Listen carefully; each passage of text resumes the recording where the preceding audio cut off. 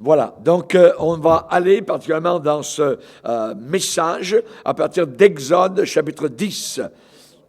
Exode chapitre 10, et nous allons lire à partir du verset 21. Exode 10 et à partir du verset 21. Le titre du message, de nouveau, la 9e plaie. De nouveau, parmi nous, dans ce monde, la 9e plaie. Et nous allons voir quelle était cette 9e plaie. Verset 21, Exode, chapitre 10. L'Éternel dit à Moïse, « Étends ta main vers le ciel, et qu'il y ait des ténèbres sur le pays d'Égypte, et que l'on puisse les toucher. » Moïse étendit sa main vers le ciel, et il y eut d'épaisses ténèbres dans tout le pays d'Égypte pendant 3 jours. On ne se voyait pas les uns les autres, et personne ne se leva de sa place pendant 3 jours. Mais, il y avait de la lumière dans les lieux où habitaient tous les enfants d'Israël. Amen. Seigneur, nous sommes devant toi et nous désirons vivement comprendre, Seigneur, alors que nous voyons les ténèbres tomber sur notre monde, que nous puissions réaliser, comprendre que les prophéties de la Bible et des prophètes de la Bible sont en train de se réaliser sous nos regards, à nous qui sommes parvenus à la fin des siècles. Nous te demandons, Seigneur, de toucher nos cœurs, aide-nous à réaliser, à comprendre. Donne-nous la compréhension, le discernement des choses. Au nom puissant de Jésus-Christ, nous te demandons cela. Amen. Et tout le peuple dit Amen. Gloire à Dieu. On peut s'asseoir, frères et sœurs. Ici, nous avons particulièrement dans ce passage cette plaie, la 9e. Il y en a eu 10 qui sont tombés sur le pays d'Égypte.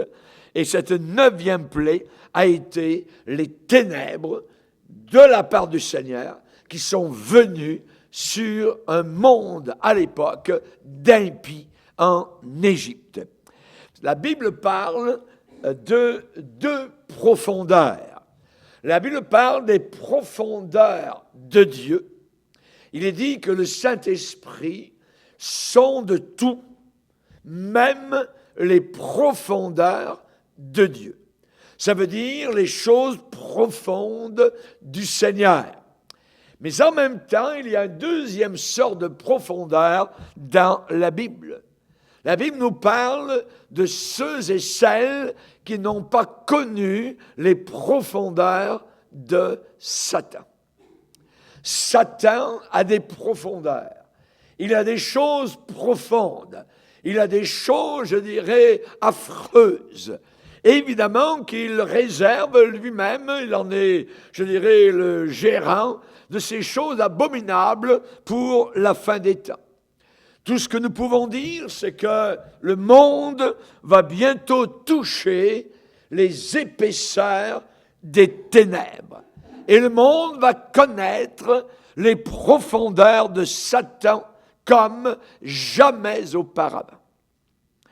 Mais, dans cette même période, l'Église de Jésus-Christ a la possibilité de toucher la gloire de la lumière de Dieu et d'être emmenée par le Saint-Esprit dans les profondeurs du Seigneur. L'Église peut, dans ces derniers jours, sonder les profondeurs de notre Seigneur Jésus-Christ. Dieu a frappé l'Égypte, tout un pays, de 10 plaies terribles. Pharaon, le chef de l'Égypte, résistait à la volonté de Dieu. Mais il fallait qu'il cède. Pourquoi? Parce que Dieu avait dit à l'un des patriarches, Abraham, une prophétie qui maintenant était en train de sonner à l'horloge de Dieu. Dieu avait dit à Abraham, des siècles auparavant, 4 siècles auparavant, sache que tes descendants seront étrangers dans un pays qui ne sera point à eux. Et nous connaissons maintenant, évidemment, ce pays qui est l'Égypte. Ils y seront asservis. Dieu le savait, ils seront esclaves, et ils l'ont été. Et on les opprimera, et ils l'ont été opprimés, pendant 400 ans. Mais, il y a un mais, je jugerai la nation à laquelle ils seront asservis. Et ils sortiront ensuite avec de grandes richesses. Et voilà que maintenant l'heure avait sonné. Le peuple de Dieu venait de passer ces 400 ans en Égypte, asservis, esclaves, opprimés, et Dieu avait parlé à un berger dans le désert appelé Moïse de retourner maintenant vers l'Égypte, d'aller frapper à la porte du palais gouvernemental et de dire simplement à Pharaon, « Let my people go », que mon peuple sorte. Pharaon a résisté. Il n'a pas voulu. Et c'est la raison pour laquelle, dans la Bible, nous avons Exode 7, 8, 9, 10, 11, 12. Les plaies de Dieu, les unes après les autres, comme des fléaux, sont tombées sur le pays d'Égypte. Un pays qui a été bouleversé, un pays qui a été arrêté. Les roues de l'industrie ont été stoppées littéralement, et particulièrement à la 9e plaie, où rien ne se faisait parce que la nuit totale est tombée. À n'importe quelle heure, on ne peut pas dire du jour ou de la nuit, mais à n'importe quelle heure, c'était la nuit épaisse. Pendant 3 jours, le soleil avait disparu sur l'Égypte. C'était un jugement de Dieu. Les Égyptiens avaient une multitude de dieux et de déesses auxquels ils rendaient un culte d'adoration, qu'ils adoraient vraiment. Et à chacune des plaies qui est tombée sur l'Égypte, c'est Dieu l'Éternel qui était en train d'exercer un jugement particulier contre l'un de ces dieux égyptiens. Dieu avait dit dans Exode 12, verset 12, « J'exercerai des jugements contre tous les dieux d'Égypte. » Dieu l'avait dit. Voyez, j'exercerai mes jugements contre tout ce qui est adoré en Égypte. Et les Égyptiens, eh bien, avaient divinisé un fleuve, le Nil. Ils avaient divinisé le soleil, ils l'adoraient, voyez, et c'était de l'idolâtrie. Et le Nil et le soleil étaient les 2 sources de vie du pays. Les Égyptiens en avaient fait des dieux. Les Égyptiens parlaient au Nil. Les Égyptiens parlaient au soleil. Voyez, aujourd'hui, dans la religion musulmane, Allah, c'est le dieu de la lune. Ils adorent le dieu de la lune, raison pour laquelle, sur toutes les mosquées, vous avez la lune. Voyez, aux Indes, il y a un autre fleuve qui est adoré, divinisé, c'est le Gange. Voyez, quand un hindou descend dans le Gange et qu'il ressort, normalement, il ressort purifié de tous ses péchés. Parce que ce fleuve est un Dieu qui lave les péchés des hindous. Lorsque j'étais au Togo, au début de l'année, là-bas, ils ont un dieu, le dieu de la mer, qui s'appelle Mami Wata.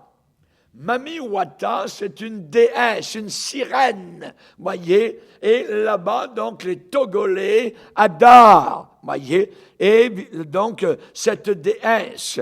On sait particulièrement qu'aujourd'hui, autour de nous, en Occident, la terre est adorée. Notre mère, la terre, elle a un nom, elle s'appelle Gaïa, voyez, et c'est l'adoration. Les gens veulent sauver leur déesse, la terre, voyez. C'est un culte qui est rendu maintenant non plus au Créateur, mais à la création. Et c'est ce que Romains, premier chapitre, dans la Bible, dénonce. En Égypte, il y avait ce culte vis-à-vis du Nil et du soleil. Et donc, Dieu a frappé directement à la base, et la première plaie, ça a été sur les eaux du Nil, qui ont été changées en sang. Imaginez. Et la 9e plaie, c'est l'autre Dieu, le soleil, qui a été donc jugé. Il a disparu totalement. Disparu totalement. Pendant 3 jours entiers. Qu'est-ce que Dieu fait? Dieu renverse les fausses croyances. Dieu confond les fausses croyances. Il en montre la nullité. Il en montre le néant. Il brise et pulvérise tous les appuis trompeurs et inefficaces. Même les Égyptiens avaient divinisé leur roi. Pharaon était un dieu. Et Dieu a jugé là aussi. Un jour, Pharaon est arrivé avec son bébé qui était mort. Alors ce Dieu pouvait-il ramener son fils à la vie? Non. Voyez. Donc, on voit évidemment que Dieu a dit, je détruirai la sagesse des sages. La sagesse de ce monde, nous dit la Bible, elle est diabolique. Elle est de Satan. La sagesse de ce monde est diabolique. Et Dieu de dire, je détruirai la sagesse des sages. Le monde aujourd'hui est entré dans la 9e plaie. La 9e plaie. Arrivé à cette phase de jugement de Dieu sur l'humanité, parce que les hommes ont refusé la lumière, ont rejeté le Fils de Dieu, et le monde est maintenant plongé dans l'obscurité et dans la nuit. Dieu a été chassé, même parfois de nos églises. Il a été chassé de nos hôpitaux. Il a été chassé de notre système scolaire. Il a été chassé de nos universités. On ne veut pas du Dieu de la Bible dans le monde dans lequel nous sommes. Et comme, évidemment, donc, les hommes se sont égarés dans leurs pensées, leur cœur, sans intelligence, a été plongé dans les ténèbres. Leur cœur a été plongé comme dans de l'encre noire, égarés dans leurs pensées. La Bible dit, la lumière est venue dans le monde, mais les hommes ont préféré les ténèbres, parce que leurs œuvres étaient mauvaises. Dans Éphésiens 4, il nous est dit que les païens ont l'intelligence obscurcie. Ils sont étrangers à la vie de Dieu, l'ignorance est en eux. Dans l'Ancien Testament, le mot nuit, en hébreu, c'est lahil, L-A-Y-I-L. Qu'est-ce que ça veut dire, lahil, nuit? Ça veut dire se soustraire à la lumière. Ça veut dire s'enlever, s'éloigner de la lumière. Ça, c'est la nuit en hébreu. Se dégager de la lumière pour aller vers la nuit. Et les hommes sont plongés donc dans ce qu'ils ont choisi, préféré, les ténèbres. Les ténèbres. Les dieux du 21e siècle, quels sont-ils? Il y a un grand Dieu qui est adoré aujourd'hui, comme Dagon était adoré à l'époque en Israël, rappelez-vous. À côté de l'Arche d'Alliance, un jour, l'Arche d'Alliance avait été prise par les Philistins et ils l'ont mis dans le lieu de le temple de Dagon. Un jour, les gens sont arrivés dans le temple et Dagon était sur sa face. Alors ils l'ont relevé. Ils sont repartis, ils ont fermé les portes. Le lendemain matin, le premier qui est entré a vu Dagon avec la tête qui roulait par terre, les mains étaient cassées et les bras aussi. Dieu, voilà ce qu'il fait des dieux et déesses. Qu'est-ce qu'il est en train de faire aujourd'hui? Eh bien, aujourd'hui, nos dieux sont en train de tomber par terre. Les dieux des hommes sont brisés. Et le grand Dieu qui est adoré dans notre monde, c'est Mammon, qui est l'argent. Le Dieu de l'argent, Mammon. Et actuellement, Mammon est en train de vaciller. Et bientôt, il va tomber, sa tête va rouler, ses mains vont casser. Voyez, comme Dagon, la bourse de Paris, de Londres, de New York, de Toronto.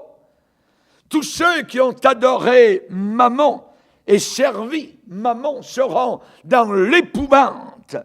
Et ils vont prier au fond de leur cœur, ô richesse, déesse vénérée et adorée par tant de personnes bien nanties, n'auras-tu pas pitié de tes fidèles esclaves, tes fidèles serviteurs? Jésus a dit que servirait-il à un homme de gagner le monde entier s'il perd son âme, s'il perd son âme. Actuellement, une nuit sans aucun précédent est en train de tomber sur la terre. Et cela de la part de la volonté de Dieu. Puisqu'ils n'ont pas reçu l'amour de la vérité pour être sauvés, Dieu est en train de leur envoyer une puissance d'égarement, puissance de ténèbres. Chers amis, actuellement, nous ne sommes pas entrés dans une crise que je qualifierais de passagère. Oh non, non, non, non, non. Nous sommes en train de lire et de voir de nos propres yeux en live certaines prédictions de la Bible sur la fin des temps. Le Seigneur a dit à la fin, j'ébranlerai tout. Tout sera ébranlé sur la terre. Tout système sera ébranlé, et même les cieux et la planète. J'ébranlerai tout. Hébreux chapitre 12. L'Apocalypse n'est pas très loin. Ce qui veut dire que l'enlèvement est encore plus proche. Encore plus proche. Les banques commencent à vaciller. Bientôt, elles seront en faillite. Les marchés financiers vont s'écrouler de plus en plus. Les places boursières vont connaître une agitation fiévreuse et une grande crainte. Les faillites vont se multiplier. Et certaines personnes vont mettre fin à leur jour. Des multitudes de personnes vont perdre leur emploi. Et ceux qui seront endettés seront saisis d'angoisse et d'une grande crainte. Beaucoup seront écrasés par le désespoir. Certains vont se suicider. Le taux de suicide va augmenter d'une façon vertigineuse. Savez-vous, juste aux États-Unis d'Amérique, l'an passé, combien de personnes se sont suicidées? 48 000 personnes suicidées. Ce qui veut dire 1000 par semaine. 1000 personnes dans un seul pays. On ne parle pas du Canada, de la France, de l'Angleterre ou des pays européens. C'est inimaginable. Tous les suicides, juste aux États-Unis, il y en a 4000 par mois. Les émeutes engendrées par la faim, parce que des temps de famine s'en viennent sur la planète. Et les émeutes seront de plus en plus fréquentes et ça va entraîner de la violence et de la destruction. Les pays riches n'échapperont pas. Dans Ésaïe 24, il est dit, parlant de la fin des temps, les pillards pillent, les pillards s'acharnent au pillage. La terre chancelle, elle est déchirée, elle se brise comme un homme saoul, comme un homme ivre. Les grands de ce monde vont chercher des solutions, mais n'en trouveront pas. Aucune solution. Face aux plaies qui sont tombées sur l'Égypte, les grands de Pharaon se sont consultés. Ils ont donné de sages conseils à Pharaon pour relever le pays, mais à quoi bon? C'est Dieu qui avait commencé à juger l'Égypte. Les conseils des méchants ne servent pas à grand-chose. La Bible dit, heureux l'homme qui ne marche pas selon le conseil des méchants, mais qui trouve son plaisir dans la loi de l'Éternel et qui la médite jour et nuit. Ce qu'annonçait déjà Ésaïe, eh bien, avait déjà été réalisé à l'époque de Moïse. Les princes de Tsoan sont insensés. Les sages conseillers de Pharaon titubent. Dans les gouvernements, ils n'auront plus aucune solution. Et cela s'applique à notre monde aussi actuel. Quand les leaders des nations, quand les économistes, quand les dirigeants de la finance mondiale penseront être suffisamment sages et intelligents pour inventer des remèdes, alors une ruine encore plus grande les surprendra. La Bible dit, quand les hommes diront paix sur terre, finalement, une ruine soudaine les surprendra et ils n'échapperont pas. Beaucoup aujourd'hui de personnes sont en train d'adorer le Dieu argent. Aujourd'hui, beaucoup sont tourmentés pour s'enrichir. Ils y appliquent toute leur intelligence avec un seul but, gagner de l'argent. Beaucoup vont être confondus par celui qui siège dans les cieux. La Bible dit le contraire. Ne te tourmente pas pour t'enrichir, n'y applique pas ton intelligence. La Bible dit que Dieu rit, se moque de ces gens-là sur la planète Terre, qui font fi de Dieu. Proverbe 23 nous dit, veux-tu poursuivre du regard ce qui va disparaître? Car la richesse se fait des ailes comme l'aigle, elle prend le vol vers les cieux. Un homme envieux a hâte de s'enrichir. Et il ne sait pas que la disette viendra sur lui. Quand j'ai prêché dans la région de Napoli, en Italie, il y a une ville très connue, historique, qui s'appelle Pompéi.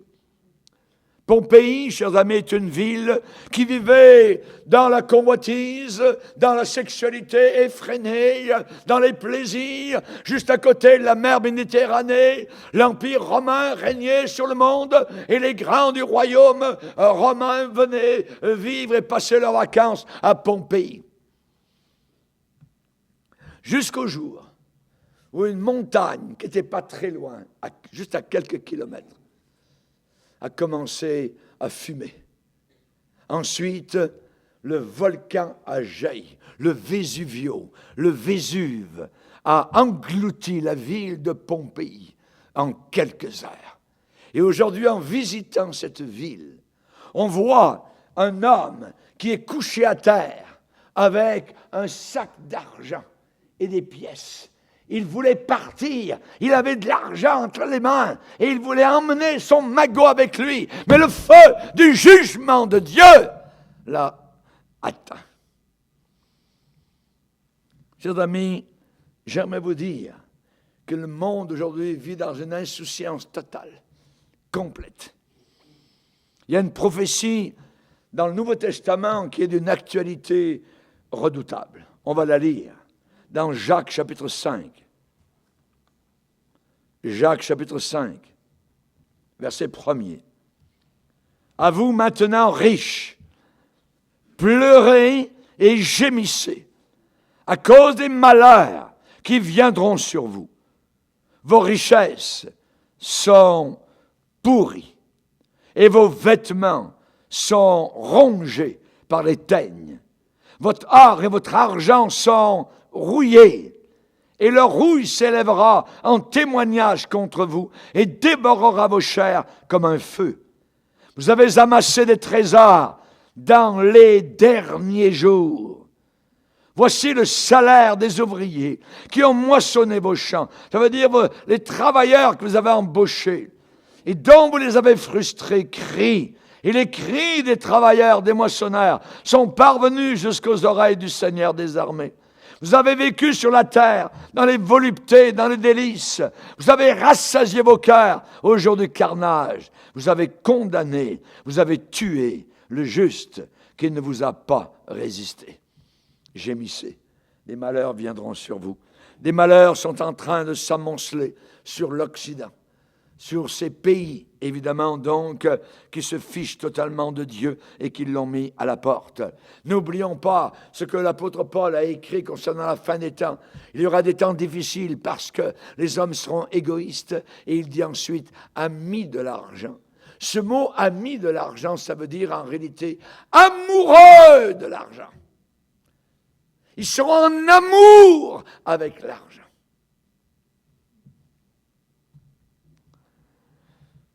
L'amour de l'argent, c'est la racine de tous les malheurs. À la racine d'un malheur, vous allez voir l'amour de l'argent. 1 Timothée chapitre 6. Dans Job, il est dit, ils ont fait monter à Dieu le cri du pauvre. Et vous savez, les chrétiens et les chrétiens infidèles n'échapperont pas à la tempête mondiale. Ils ont sacrifié bien souvent leur piété sur l'autel de la mondanité. Ils ont sacrifié leur amour de la parole de Dieu et de l'Église pour, je dirais, le monde, l'amour de ce monde. Ils ont sacrifié leur piété et le salut de leurs enfants. Ils verront disparaître en fumée l'objet de leur amour. Il est dit qu'au jour du jugement, les hommes jetteront leur or et leur argent aux chauves-souris. Au jour de la bataille, au jour du jugement, l'argent ne sert absolument à rien. Et ces gens-là vont écrire de nouveau, et cette fois pour eux-mêmes, la triste histoire qui est déjà arrivée avec un homme qui s'appelait Lot. Vous vous rappelez l'histoire de Lot? Ces gens-là, alors qu'ils s'éloignaient de Dieu, s'éloignaient de l'Église, s'éloignaient de l'amour, évidemment, du Seigneur, Dieu, pendant ce temps-là, les attendait dans sa présence. Il les attendait. Il avait des choses en réserve pour eux. Il avait des paroles de grâce. Il avait des promesses de vie. Il avait de sages conseils. On l'appellera conseiller. Il avait des révélations à leur apporter. Il voulait leur faire connaître ses projets, ses desseins. Mais tous ces gens-là, leur cœur était totalement loin de ces biens précieux. Très loin. Ils ont été séduits par leur plaine du Jourdain, comme Lot. Lot a regardé là-bas en bas, dans la plaine, et il a vu qu'il pouvait faire beaucoup d'argent. Mais dans la plaine, en même temps, il y avait Sodome et Gomorrhe. Beaucoup de chrétiens aujourd'hui sont séduits dans leur plaine du Jourdain. Leurs appétits, leurs intérêts ne sont pas dans les choses de l'Église. Leur appétit, c'est dans les voyages au bout du monde, dans les business, des affaires, les concerts, dans des réunions de famille, leurs intérêts dans le commerce, dans des festins, dans des spectacles. Là, c'est leur intérêt, mais pas les choses de Dieu. La Bible dit que beaucoup de chrétiens auront l'apparence à la fin des temps. Ils auront le vernis de chrétiens, mais ils en renieront ce qui en fait la force. Le Seigneur, pourtant, les désirait dans sa communion, mais ils avaient autre chose à faire.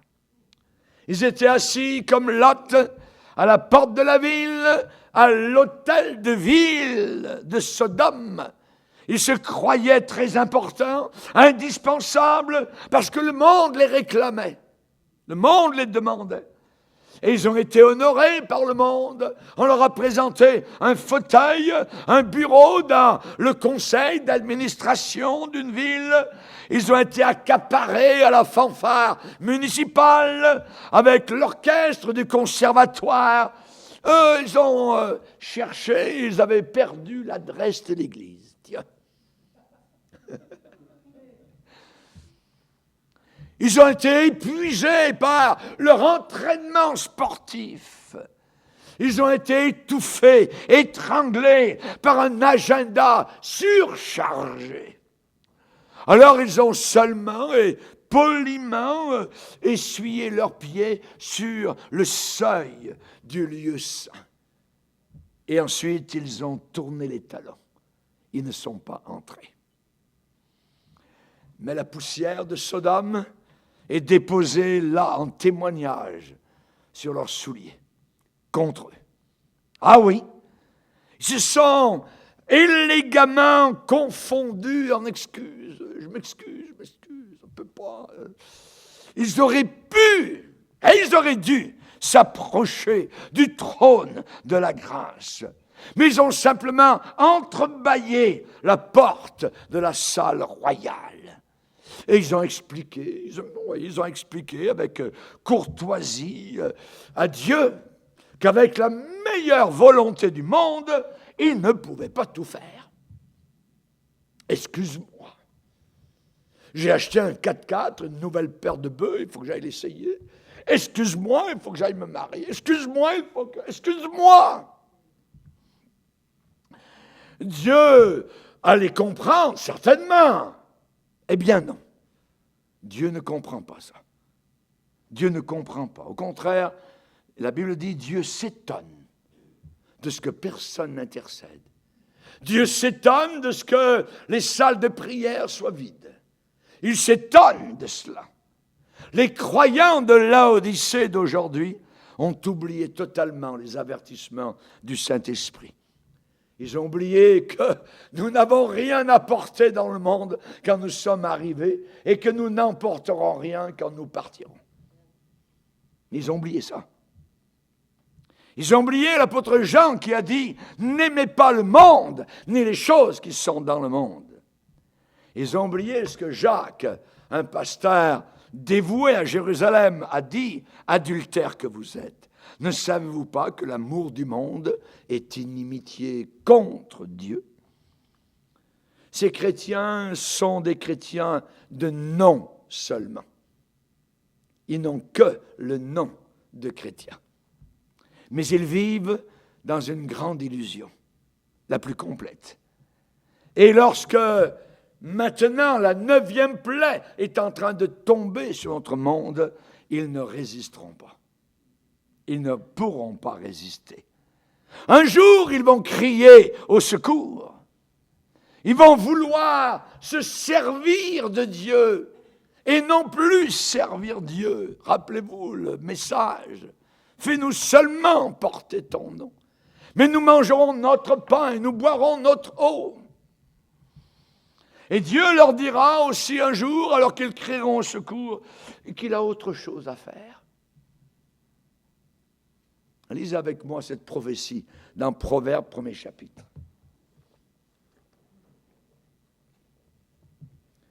Proverbes, 1er chapitre, verset 23. C'est la sagesse qui crie.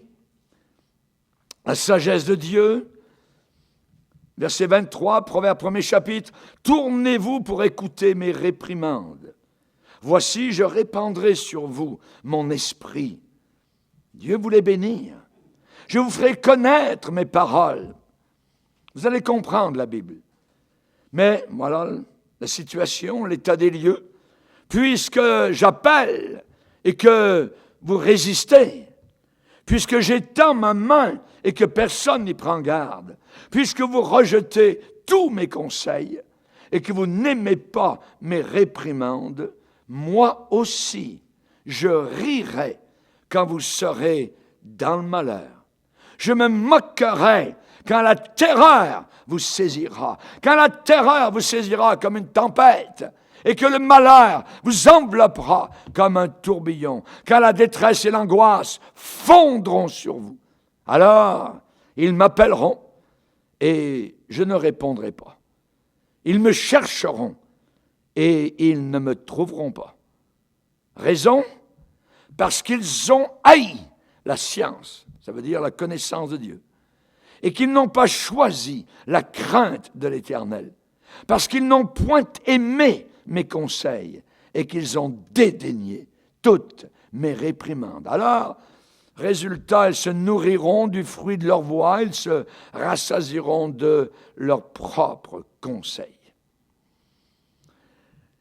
Ici, évidemment, ça rend sobre celui qui écoute, celui qui comprend ce que Dieu est en train de vouloir dire.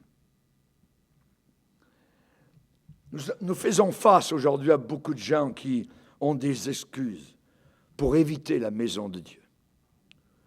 Aujourd'hui, nous sommes entrés dans un temps, une époque très, très particulière. C'est la 9e plaie qui est en train de s'abattre sur notre monde. Il faut revenir à Dieu maintenant. sans aucun marchandage, sans aucune arrière-pensée. C'est maintenant qu'il faut tomber à genoux devant la face de Dieu. Dieu de dire dans Joël, déchirez vos cœurs et revenez à Dieu. Ça veut dire qu'il faut sortir quelque part de notre Sodome personnel. Avec Dieu, c'est toujours aujourd'hui. Ce n'est jamais demain. Pourquoi? Parce que demain, c'est trop tard. Aujourd'hui, c'est la parole de Dieu. Demain, ce sera la parole du diable. Alors c'est aujourd'hui qu'il faut écouter le Seigneur. Et j'aimerais vous dire une chose, c'est que la 9e plaie, le chiffre 9, arrive toujours dans l'ordre avant le chiffre 10. La 9e plaie arrive avant la 10e. La nuit avant la mort. Le jugement terminal de Dieu, c'est la mort. La Bible déclare qu'en Égypte, à la 10e plaie, il y avait un cercueil devant chaque porte de l'Égypte. Il n'y avait pas de maison en Égypte, chez les Égyptiens, où il n'y avait pas un mort. Et même dans la maison de Pharaon, son premier-né avait été tué, jugé par Dieu. Chers amis, maintenant c'est la nuit. Mais ce qui s'en vient, c'est la 10e. C'est terrible. La 10e, c'est la mort dans chaque maison égyptienne. La Bible dit, le texte dans Exode 12, le verset 30 nous dit, « Il y eut de grands cris en Égypte, et il n'y avait aucune maison où il n'y avait pas un mort. » Dans le processus, dans le procédé, dans la manière de faire, dans le modus operandi de Dieu, la nuit est toujours avant la mort. Et Jésus lui-même a dévoilé pendant un repas la trahison de Judas. On va lire cette chose-là qui est très intéressante. Jean 13. Jean 13. Jean chapitre 13, verset 21. Ayant ainsi parlé, Jésus fut troublé en son esprit. Et il dit expressément, en vérité, je vous le dis, l'un de vous me livrera. Les disciples se regardaient les uns les autres, ne sachant de qui il parlait. Un des disciples, celui que Jésus aimait, était couché sur le sein de Jésus. C'est l'apôtre Jean.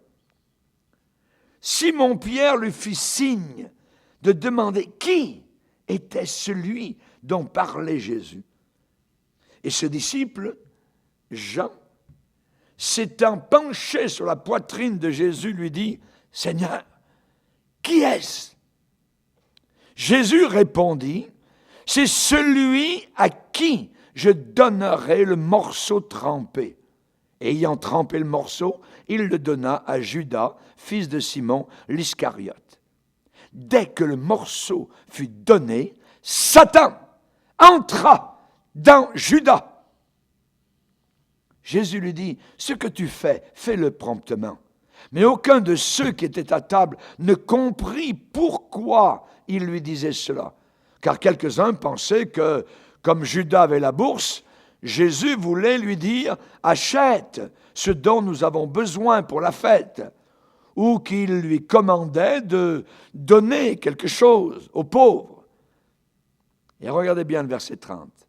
Judas, ayant pris le morceau, se hâta de sortir. Il était nuit. Il était nuit. On pourrait facilement passer par-dessus ces 3 petits mots. Il était nuit. Mais le Saint-Esprit, qui est l'auteur de la Bible, a voulu laisser cette petit bout de phrase après la trahison donc de Judas. Pourquoi? Et ça, allons le voir. On pourrait facilement éviter, oublier ces trois mots-là. Ces trois mots achèvent ce paragraphe. Ces trois mots finissent, ils bouclent ce paragraphe douloureux. Et alors nous pourrions parler directement à Judas. Hey, Judas! C'est la nuit dehors. Judas, c'est aussi la nuit dans ton cœur. C'est ici ton heure. Et la puissance des ténèbres, tu t'es laissé dominer par l'amour de l'argent, au point de livrer ton Seigneur au prix d'un esclave. 30 maudites pièces d'argent. Voleur! C'est la nuit, Judas, dans tes pensées. C'est la nuit dans tes projets. Le processus est en marche et tu ne le sais pas encore. Judas est allé vers les prêtres, les gens religieux, ceux qui prient Dieu. Et il leur a dit, que me donnerez-vous? Je vous le livrerai. 30 pièces d'argent. C'était le prix d'un esclave. Mais cela avait été prédit par les prophètes dans l'Ancien Testament. Ils m'ont estimé au prix d'un esclave. Et ensuite, eh bien, ils lui ont dit, mais comment le reconnaîtrons-nous? Il se tient dans un jardin, juste à côté de Jérusalem, à Gethsémani. Il est là avec ses disciples. Ouais, mais c'est la nuit, on n'arrivera pas à voir tout ça à travers des branches, des oliviers, ça. Vous en faites pas. Celui que j'embrasserai, c'est lui. Vous le reconnaîtrez comme ça. Je vais m'avancer vers le groupe d'hommes qui sera là, et celui que j'embrasserai, c'est lui. Vous le saisirez. Judas, ta nuit précède ta mort. Oui, avec cet argent, tu vas faire l'acquisition d'un champ avec le salaire du crime. Mais à quoi bon? Tu vas mourir dans quelques heures, sous peu. C'est la nuit dans ton cœur et tu vas descendre vers la nuit éternelle, dans l'enfer éternel. Tu seras enchaîné éternellement par les ténèbres. Les événements ne tourneront pas comme tu le penses, Judas. Selon le scénario que tu as imaginé, tu es un traître. Tu vas aller te pendre.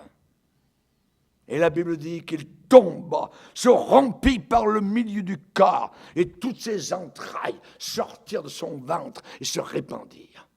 Et son âme descendit directement vers les flammes éternelles.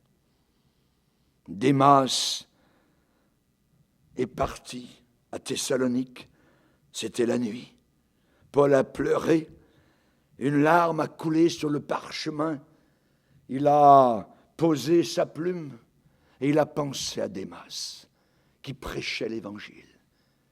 À Démas, qui avait prié pour des malades, qui avait suivi Paul dans l'équipe d'évangélisation. Et maintenant, Paul reprend la plume et dit, ô Timothée, Démas m'a abandonné par amour pour le siècle présent. Il est parti pour la nuit de Thessalonique. Saül, le roi, qui s'est suicidé, rappelez-vous, le premier roi d'Israël, il a connu la nuit avant la mort. La nuit à Endor, un lieu où il a rencontré une occultiste, une sorcière. Il est dit qu'avec une petite équipe, ils arrivèrent de nuit chez la femme. Dieu n'a pas répondu. Saül est mort le lendemain. Rappelez-vous le jeune homme insensé. Dans Proverbe 7, c'était la nuit avant sa mort. Le soleil se couchait, il faisait doux dehors. Et juste au coin là-bas, il y avait une fille qui était à moitié déshabillée et qui aguichait les garçons. L'une de ces étrangères, et soudain le jeune homme s'est dirigé lentement vers sa maison. Et arrivé à ce point du récit, Salomon précise avec beaucoup de détails. C'était au crépuscule, pendant la soirée, au milieu de la nuit et de l'obscurité. Si vous faites un examen précis du texte, on voit la progression des ténèbres. On parle premièrement du crépuscule, le soleil qui se couche, c'est rouge à l'horizon. Ensuite, on parle de la soirée, et finalement, on parle au milieu de la nuit et de l'obscurité. Et la Bible conclut comme un bœuf qu'on mène à la boucherie. Comme un fou qu'on lie pour le châtier. Comme un oiseau qui s'envole vers un filet. Ce jeune homme a eu le temps de réfléchir, se ressaisir, mais il a choisi de s'enfoncer dans la nuit du péché. Misérable aventure. Sa nuit a précédé sa mort. Lui aussi, il était dans la 9e plaie. Vous avez entendu parler des clubs de jour? Pas moi. Mais des clubs de nuit. C'est la nuit. Ça se passe la nuit. Le diable travaille overtime la nuit. La Bible dit ceux qui s'enivrent, ceux qui se droguent, ceux qui convoitent, ceux qui couchent, qui découchent. C'est la nuit. Ceux qui s'enivrent la nuit. Nous sommes du jour. Du jour. Rappelez-vous Jésus aux heures terribles de la croix. Il s'est passé quelque chose à Golgotha à midi. Quelque chose d'inattendu, de surprenant, d'anormal. Surprise. La Bible dit déjà environ vers midi, il y eut des ténèbres sur toute la terre jusqu'à 15 heures. Le soleil s'obscurcit. Question, mais comment celui qui a déclaré « Je suis la lumière du monde » a pu vivre ces dernières heures dans des ténèbres d'obscurité affreuses, épaisses? Réponse, Jésus est notre substitut. Alléluia. Jésus est notre rançon. Jésus est notre agneau saigné, immolé. Jésus est notre victime expiatoire. Il a porté ma et ta condamnation. Et il a subi le châtiment, la colère de Dieu sur le péché. Il est entré dans la 9e plaie, la nuit, celle qui précède la mort. Il a été condamné. Et d'une voix forte, avant de mourir, « Père, je remets mon esprit entre tes mains. » Pour Jésus, lui aussi, la nuit a précédé la mort. Lui, la lumière a été plongée, immergée, baptisée dans les ténèbres, dans l'obscurité, dans le péché. Pour que nous en soyons délivrés. La Bible dit que maintenant, nous avons été délivrés de la puissance des ténèbres. Alléluia. Afin que nous devenions enfants de lumière et d'avoir part à l'héritage des saints dans la lumière. Autrefois, vous étiez ténèbres, mais maintenant, vous êtes lumière dans le Seigneur, à cause de la condamnation que Jésus a subie à notre place à la croix du Calvaire.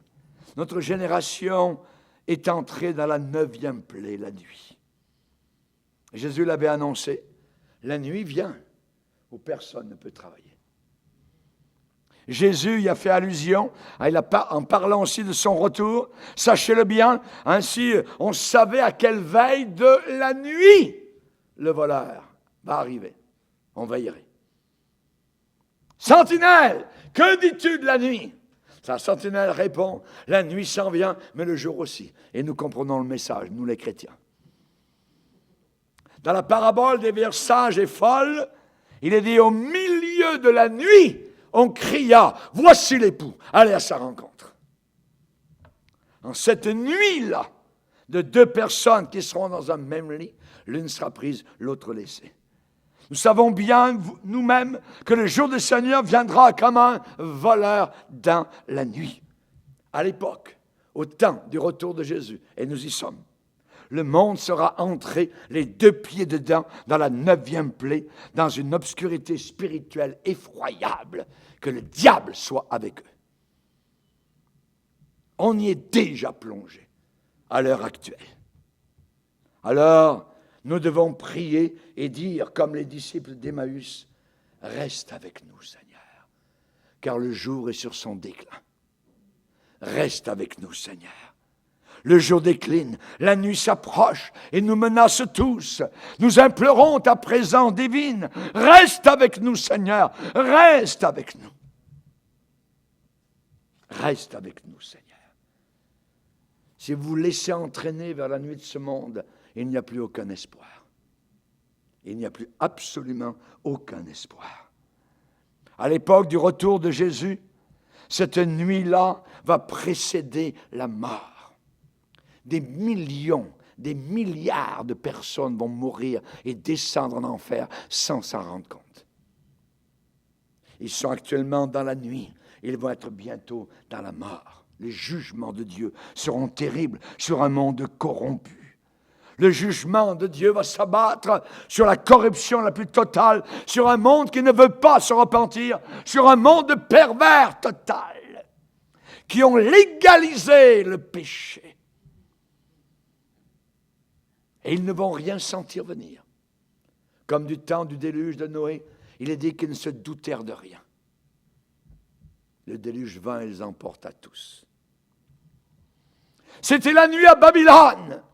C'était la fête, c'était le party, c'était les danses, c'était l'alcool. On buvait, le vin coulait, c'était merveilleux. On allait s'en rappeler longtemps. Et en plein milieu de la nuit, devant le chandelier qui éclairait dans une demi-obscurité cette immense salle, une extrémité de main est apparue et a commencé à écrire sur la muraille de chaux.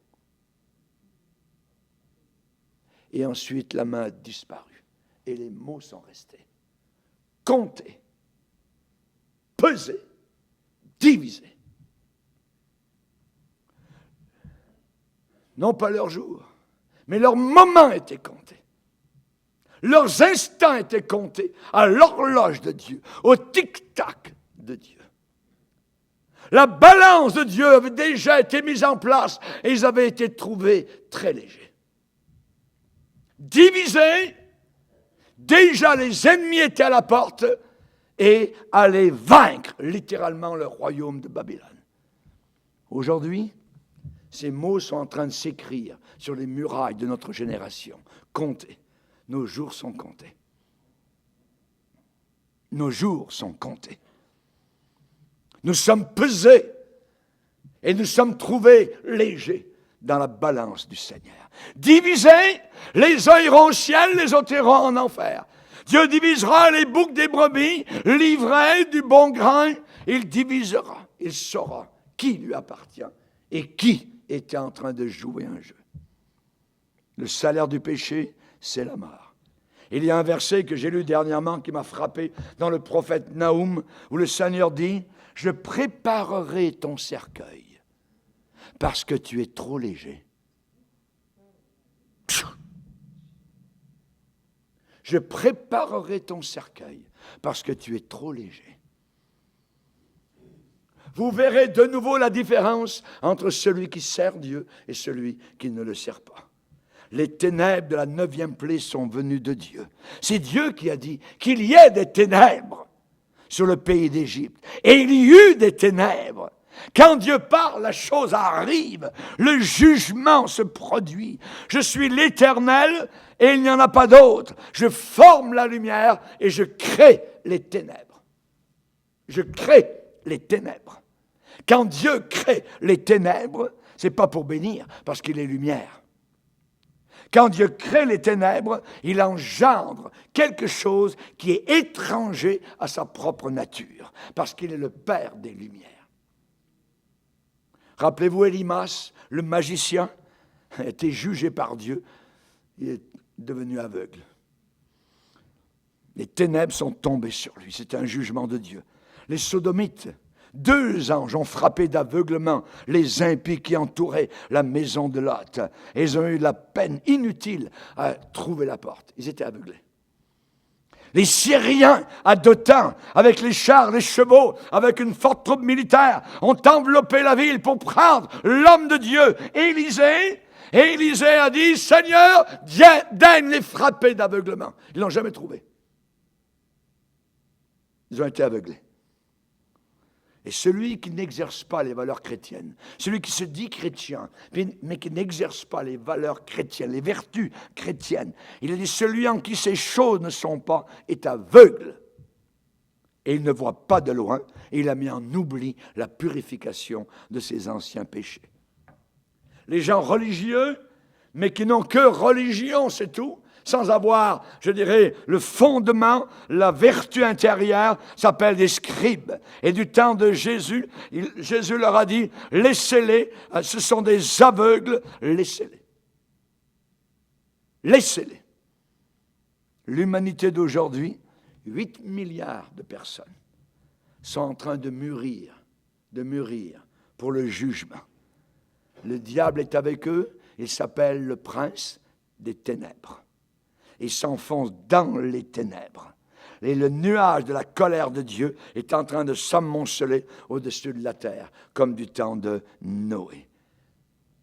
Entendons au travers des siècles l'écho de la voix de l'apôtre Pierre. Sauvez-vous, cette génération perverse et corrompue. Sauvez-vous. Sortons du milieu d'elle. La Bible parle quand la patience de Dieu se prolongeait au jour de Noé. Vous connaissez l'homme le plus vieux qui a vécu sur la terre? Méthusélah. Il a vécu 969 ans. Savez-vous pourquoi? Parce qu'il a vécu selon Dieu et il représentait la miséricorde de Dieu qui s'étirait, qui s'allongeait. Pourquoi? Parce que le fils d'Enoch, Méthusélah, Enoch, avant d'être enlevé, a eu un bébé à l'âge de 300 ans et plus. Et il l'appelait Méthusélah. Méthusélah, ça veut dire quand il mourra, ça arrivera. Méthusélah, ça veut dire quand il mourra, ça arrivera. Et cette génération était en train de vivre avec les démons, se moquer d'un constructeur d'un bateau qui allait avec ses fils et sa famille couper des arbres dans le bois parce qu'il disait qu'un jugement allait arriver. On allait bien voir. Et un jour, Méthusélah est arrivé à 800, à 900, 950 ans. Et le Saint-Esprit disait au Père, « Père, s'il te plaît, laisse-leur encore un peu de temps, un peu de temps, un peu de temps. » Mais un jour, Méthusélah, arrivé à 969 ans, est mort. Et cette même année, le déluge est tombé sur toute la terre. Quand il mourra, cela arrivera. La miséricorde de Dieu, la patience de Dieu se prolongeait au jour de Méthusélah. Aujourd'hui, la patience de Dieu se prolonge, elle se prolonge. Mais jusqu'à quand? Jusqu'à quand? Seigneur, nous sommes devant toi. Nous sommes en ta présence. Ces choses ont été écrites pour notre instruction. À nous qui sommes parvenus à la fin des siècles.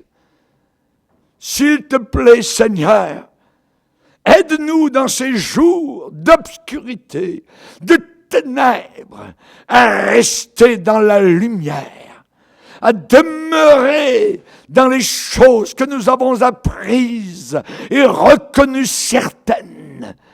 Ô mon Sauveur, combien nous voulons te bénir, parce que nous savons que ton processus est le même. C'est toujours la nuit avant la mort.